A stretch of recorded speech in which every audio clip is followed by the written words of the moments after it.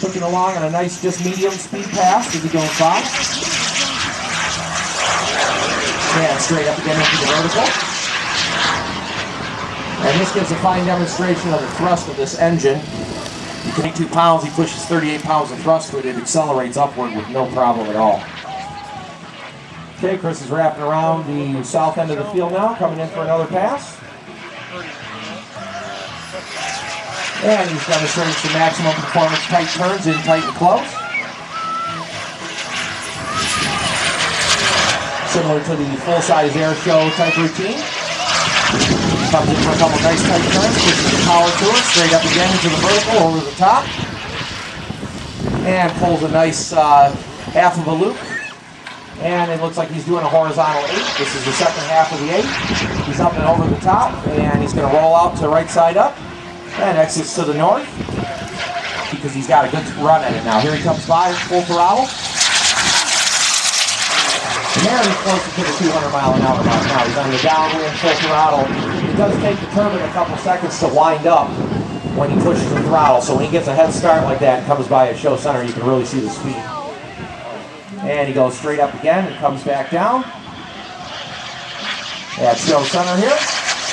And pulling up into a big gigantic loop. Nope, straight up and over. Can't do the loop because the sun would be in his way, so he elects to flip it around and come back in from the north.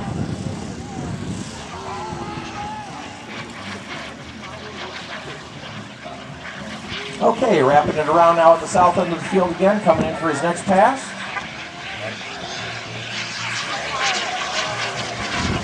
And he puts the aircraft up on the knife edge. Lays it on its side and applies a ton of rudder control to hold it up on its side as he flies by. Wraps it back around. Nice roll. Setting up and in for his next maneuver now, coming around the south. Way over there by what used to be Boblo Island back in the day. I don't know if any of you are old enough to remember that. I used to go there as a kid. Now that's a giant real estate development over there.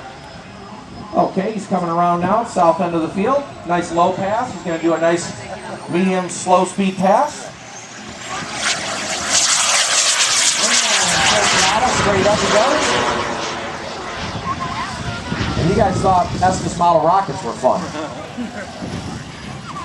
Okay, he's coming back around again.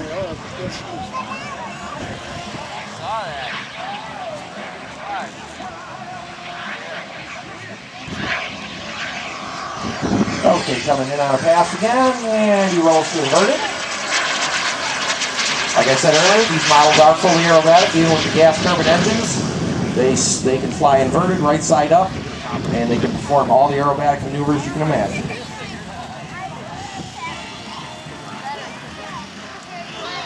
And he's got the plane just flying slow now. He's kind of cruising around a bit. He may be getting close to the end of his fuel. Yes, he is. So now he's dropped his gear down. Landing gear in the down and latch position. He'll be applying some flaps on the back of the wings. There are two tabs called flaps that will be bending down. And what this does is helps the airplane to slow. It creates more lift at slow speed. So you've seen how fast the aircraft can go. Now watch as he brings it in. You're going to see it slow way up. He'll have the nose real high as he's landing, and the aircraft will just be cruising along. And when he sets it down, it won't be moving very fast at all. Okay, he's turning back into the wind now. Losing some altitude. And he's starting that nose up that I was talking about. He's got the plane leveled out. The turbine is pulled back to idle right now. Got the nose nice and high. Waiting for the ground to come up and sets it right down perfectly. No bounces. Mr. Chris Romanian of the Flashjet. Seaway. And Steve Pulley's going to fly this aircraft. This is a scratch-built aircraft, so you get some plans, you buy some wood, and I was talking to someone in the audience earlier about building. This guy builds all of his aircraft. This was built out of all those little planks that you see when you go into the hobby store. He turned it into this piece of artwork, which is a B-25 Mitchell from the World War II era, a twin-engine, multi